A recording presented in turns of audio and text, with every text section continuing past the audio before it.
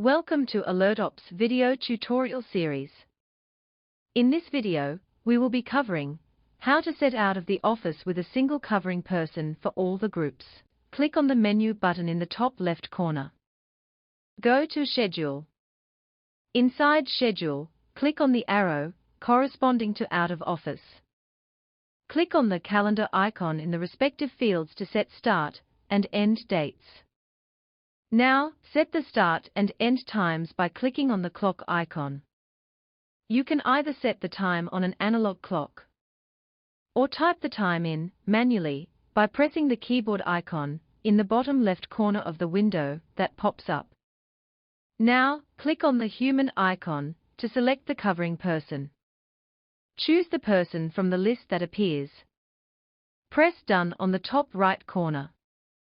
Now click on Add. Your out-of-office schedule is set.